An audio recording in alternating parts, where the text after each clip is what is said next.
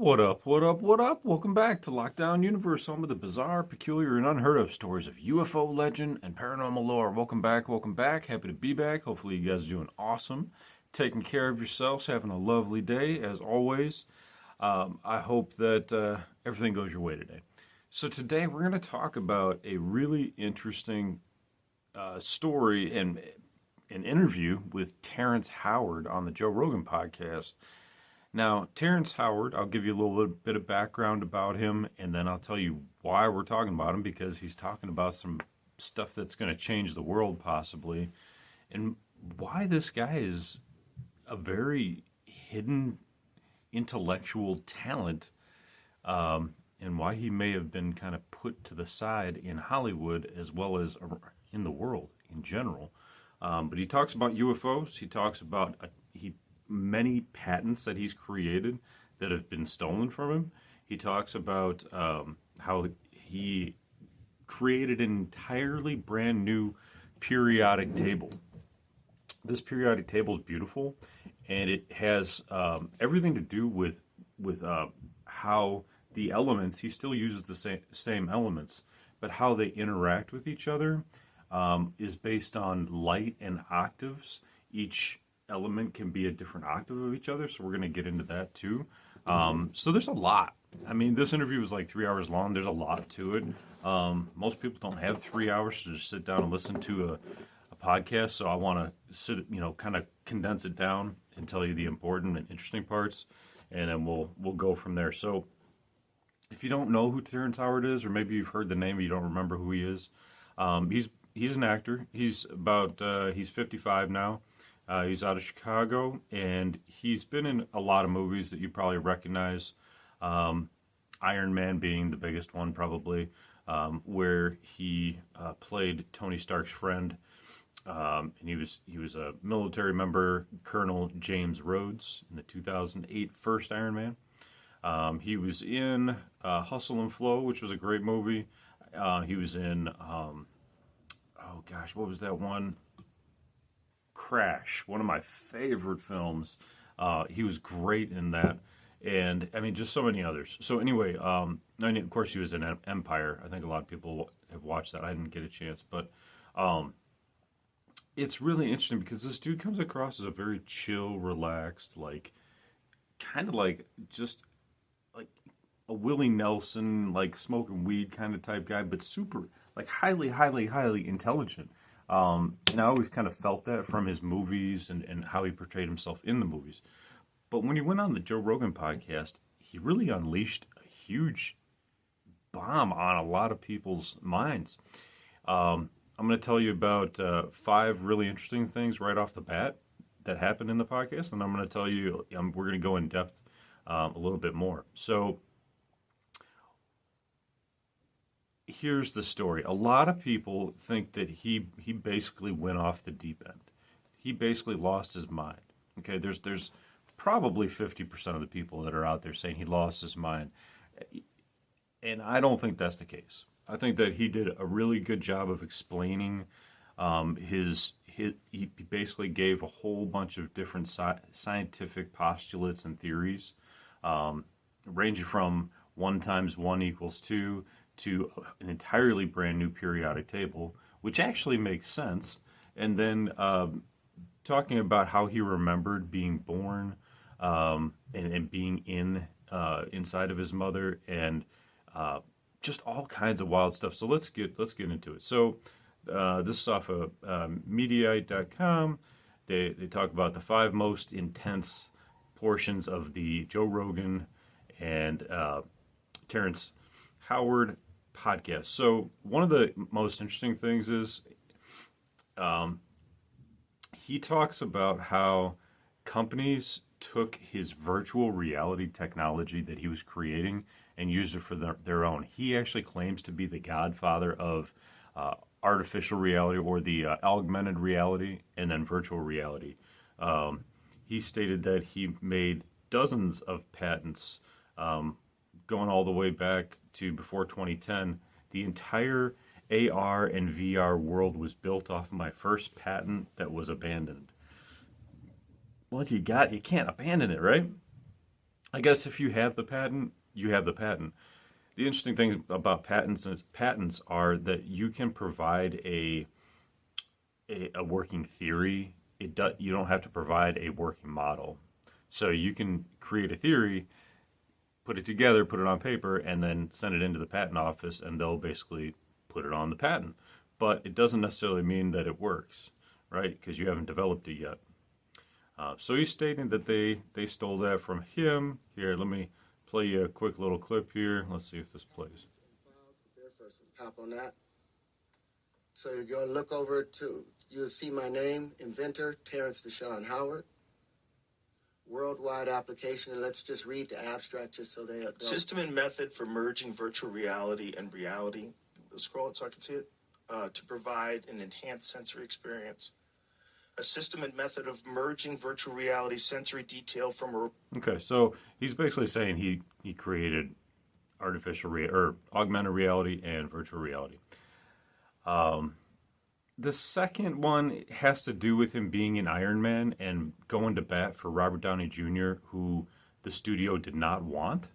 And he basically said that he got him the role, which is probably not that outside of the realm of possibility. I'm not even going to go into that one. What I think is really interesting is number 4 stated, "We're about to kill gravity." So he has this patent on this device that doesn't use that basically frees itself from gravity. I guess you could call it anti-gravity. Howard has a lot of thoughts on gravity. He shared many of them with Rogan. Howard referred to gravity as just an effect of electricity and a quote-unquote god at one point. Interesting. He states, "We're about to kill gravity. We're about to kill their god, gravity, and they don't want that." Interesting. He stated that he stated that, and it's bizarre, but I'm telling you, a lot of this stuff actually makes sense. It's kind of interesting. He stated that he and his team basically came up with a hexagon-like device that at the very top of it, without dark matter, without dark energy, without gravity, it shows that it's an outward, inward, outward force pushing down that creates the planet. So what he's stating is that he has this device, and I think this particular video is actually going to show you the actual item. I'll pull that up in a moment. And the fifth most interesting thing off of the interview is that Terrance says he lost 3 or 4 jobs for refusing the COVID vaccine, right? Okay, you know what? I'm sure a lot of people lost jobs based off of the COVID vaccine, even the nurses that didn't want to take it. So that's not that strange. So I don't really know why they put that in here, but I really wanted to get to the periodic table and show you a picture of it, because he has a picture of it that he basically created, as well as how it operates. So let's take a look at that, and I want to see what you guys think about how it would operate, if it makes sense, and we'll go from there. So basically, his working theory is based off of a man named Mr. Russell, who developed this back in 1924, and Howard's really bringing it forward in 2024, interestingly enough. And it's stating that instead of having the box-like periodic table, that we use a periodic table that shows the relationships with each element to each other. So he's stating that certain elements actually relate to each other based off of resonance and sound, which I think is fascinating, because I've always thought about sound and that they should have some sort of relationship, elementary, that are periodic, with elements. But I've never had the intelligence to actually kind of like write it down. Somebody did, and we're going to take a look at that right now. And what's interesting is that the Tibetan monks, were able to have anti-gravity technology because they were able to utilize instruments at certain angles, and you guys have probably seen this if you've done your own research, where they were able to angle their instruments and resonate a certain amount of hertz to manipulate a humongous boulder and levitate it and move it. So that's really cool too. So let's check out this periodic table here. It's not the easiest thing in the world to see, but we'll try to get you as close as we can. So this periodic table is kind of interesting because instead of it being a rectangle that's going across, it starts at the top with an element called alphanon, and he's stating that everything is based off alphanon. So it goes from alphanon to betanon, and then the rest of these are known elements, and it kind of has this spiraling kind of circular sphere, which is reminiscent of those Tibetan monks utilizing those long horns to manipulate that huge boulder. But the rest of these are like lithium, beryllium, boron, carbon, and he's stating that each of them resemble a note on a keyboard. And when you have the note on the keyboard, there's only 8 notes, and then you're back to the beginning of another octave. So he's stating that each of these is an octave of each other, and they work together based off of those octaves. And if you introduce something like the element inside of the apple seeds into the human body, that it can kill you, right?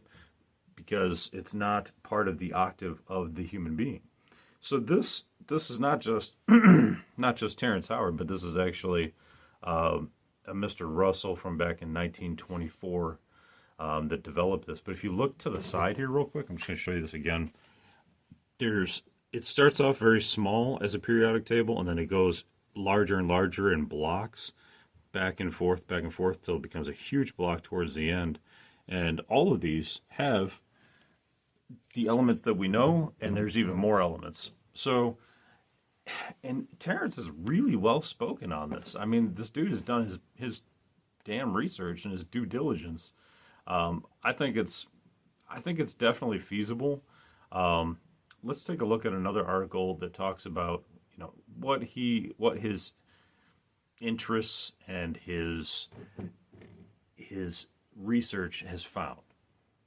Better yet, I'll play you a clip here right now off of the interview.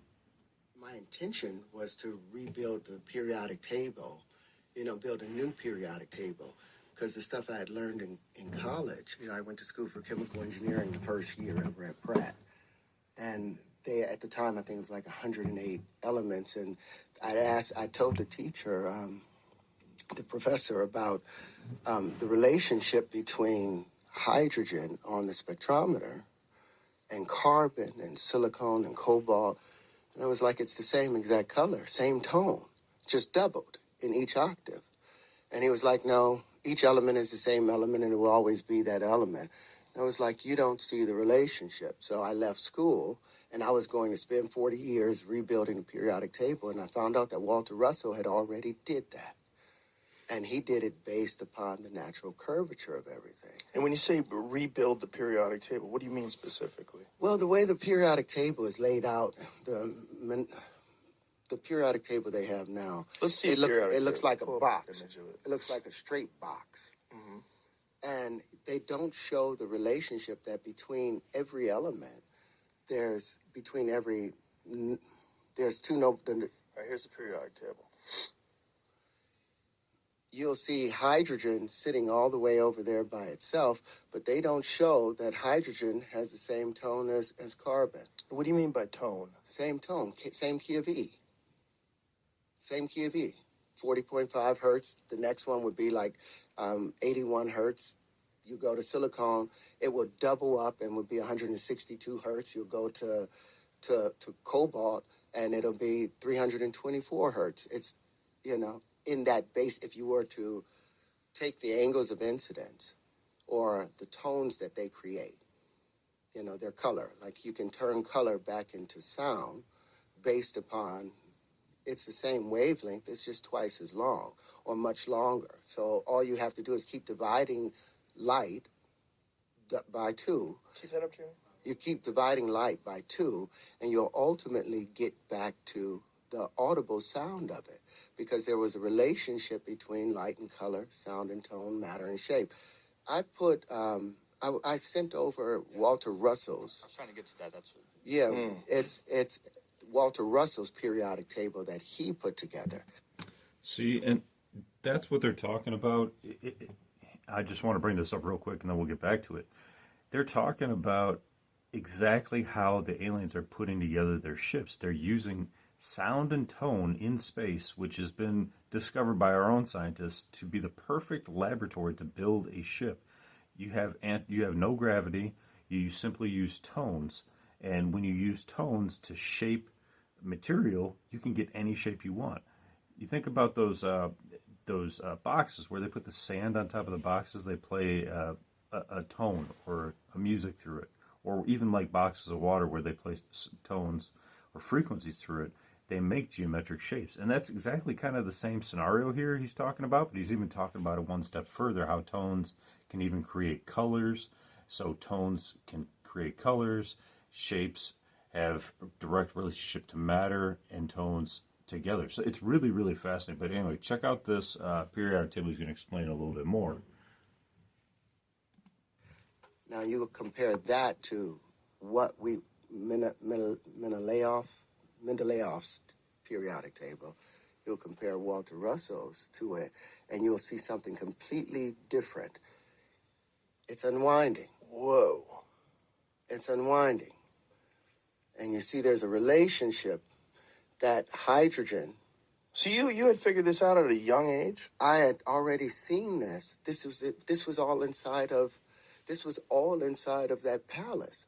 I had access to it, and I knew the relationship. So you saw this in dreams? I saw it as a circle. Everything was a full circle laid out, and each area was just expanding, like wrapping a rag around your hand. The first wrap, it's so tight. The very first wrap is so tight. That's the first one that Walter Russell did, yeah. But go back to the wiggly one. This is how I saw it more so, but as a vortex. But you'll see there's a relationship between hydrogen, carbon, silicon, cobalt, rhodium. They're all bonded. They're all sit as the middle point between two noble gases.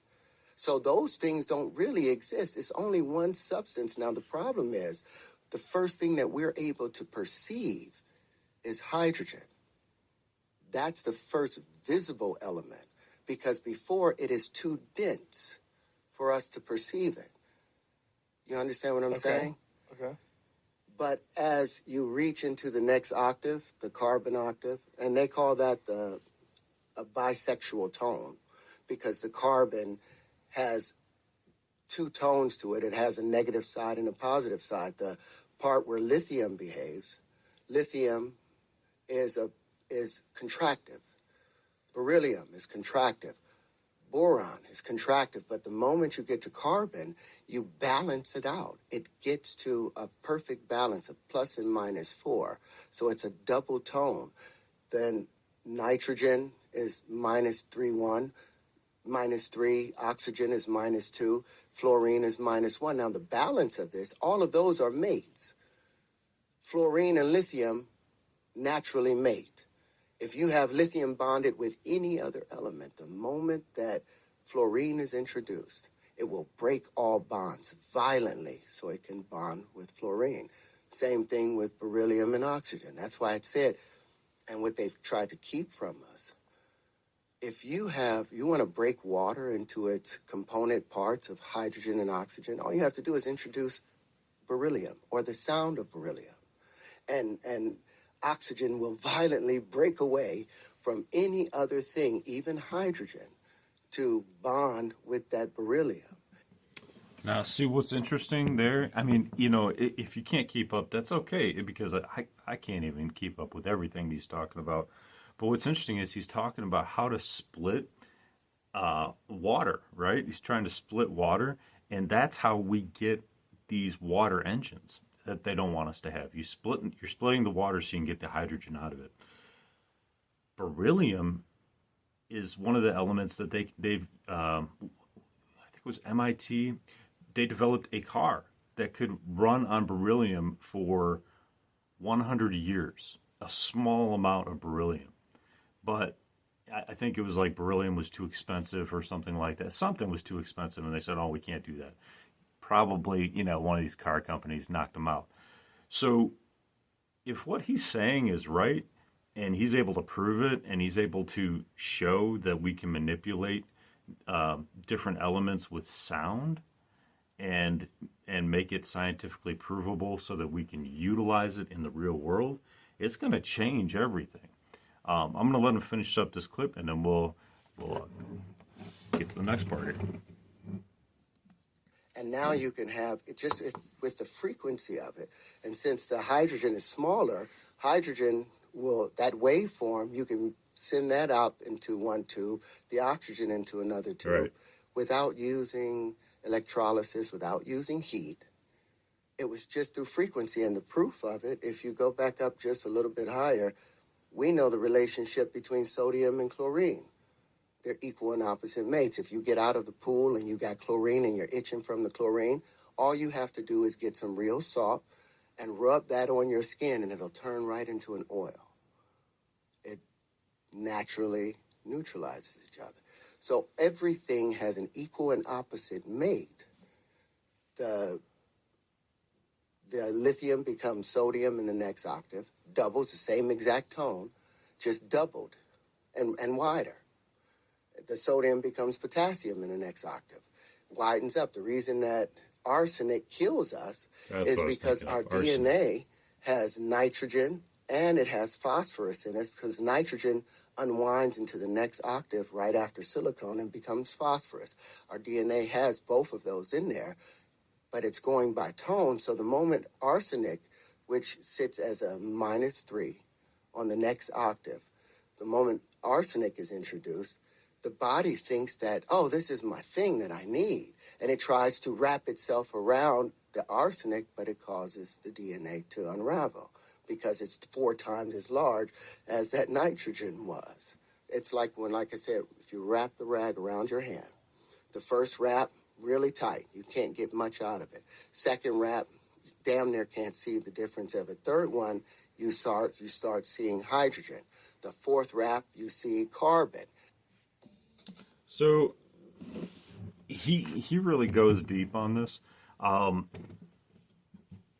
a lot of people are like, what the hell is he talking about? I don't get it. That's okay. If you want to watch the whole Rogan podcast, go ahead and take a look at it. It's really, really interesting. The other part is I wanted to talk about real quick was his mathematics with the 1 × 1 = 2 thing. One guy on TikTok actually explained it really well. Basically, it boils down to this. He stated that when we do traditional multiplication, we do a group times a number equals the answer. So a group of 2 times 1, that's 2. But when it comes to 1 × 1, he's saying 1 × 1, you have to have the one group first. And when you multiply that one group times 1, you have an additional group to it, to add to it. So you actually have 2. So it goes a little bit deeper than that, but that's kind of like the basic philosophy behind it. He also shows a graph where you multiply 1 × 1, and then you add 1 × 1, and as you continue 2 × 1, 2 + 1, there's like this gap in between, and that gap supposedly scientifically proves that the 1 × 1 theory is not correct. And when we think about it, all math is really just created in our mind. All these concepts and things like that, they're all created by the human mind that we've written down and tried to prove. But sometimes you can prove that you can do things outside of the physical reality. Just look at UFOs. It doesn't seem so crazy now, does it? When you believe in a UFO and it violates all the laws of thermodynamics, it should just burn up with how fast it's going. It should just melt, and everybody inside should die from the drastic changes that it moves within, 90-degree angles and such. So So there's a lot of scientific theory that we don't understand out there, and it'd be interesting to see if Terrence Howard's one of these guys that can bring forward some of this older research and technology and bring it to the forefront here 100 years later. He's very well spoken. I love listening to him. He's super intelligent on what he's speaking about, or at least he's knowledgeable on the information that he's maybe regurgitating from before. Some of the stuff he has developed his own patents on. I think that we have to keep an open mind, and not just push individuals out just because we think, oh, we don't, that's not what we're taught in school. We have to say, hey, you know what? There's a lot of stuff we don't know about out there. We don't understand the physics of the supernatural. We don't understand the physics of ghosts or the afterlife or even UFOs or switching in between dimensions. All of these mathematics are foreign to us and we don't understand them, so we're still developing our understanding of it. So when somebody comes out and says, hey, what you believe, the 1 times 1 theory, is not necessarily true, we can't always say, hey, you know what, that's not necessarily true. Let's give them a shot. You get your shot, but if you're wrong, if you can't prove it, then the theory that we learned about in school still stands. And that's okay. That's all right, because everyone that has ever come out with a very high concept theory, or like the first time ever heard of theory, they were all deemed crazy. But now we think of them as geniuses years later, right? I mean, even Tesla was pushed aside as maniacal and insane at some points in his career, and he left. He was basically left to die in a New York apartment. It's really sad. And then the government rushed in and stole all of his stuff. But I think one other fascinating thing before we go is that a lot of this information came to Terrance in dreams. Dreams are our gateway to the universal collective consciousness. The collective consciousness has every piece of information available to us.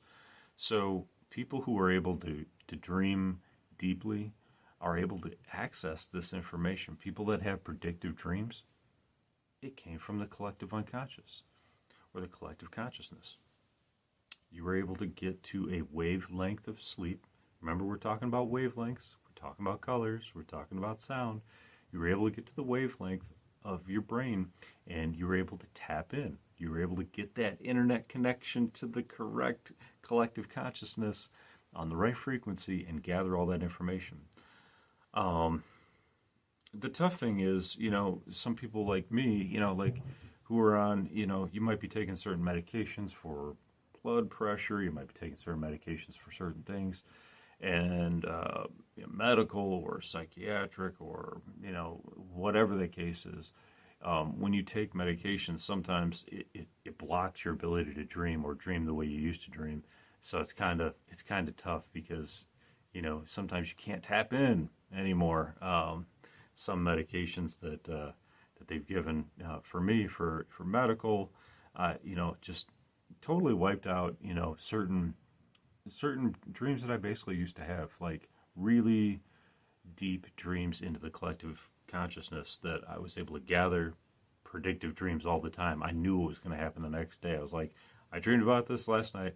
I know in some form or fashion it's going to come out today, whether it's on TV, in real life, on a podcast that I listen to, somewhere, that part of that dream is going to come true today.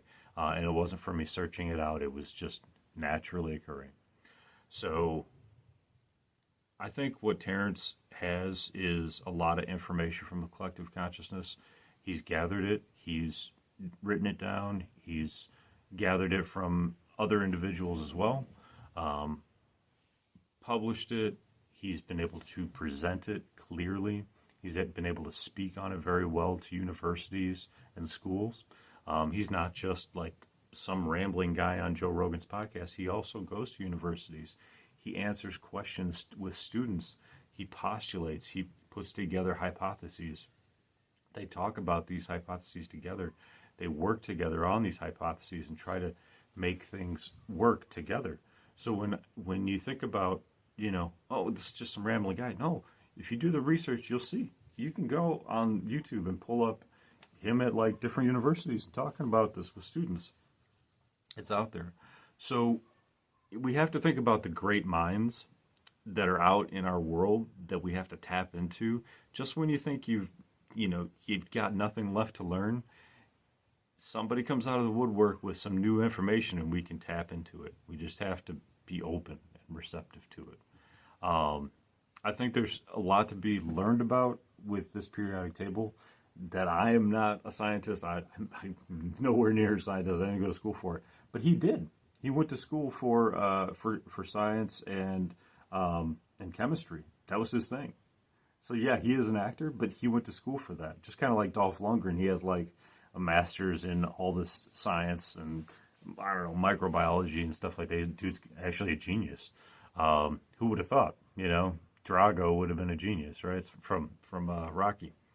So anyway, guys, I hope you're having a great day. I say, take a look at it. Maybe we'll have a new periodic table. You got to admit, the old one is a little bit dated, and it doesn't have all the information. Does 1 times 1 truly equal 1, or does it possibly equal 2?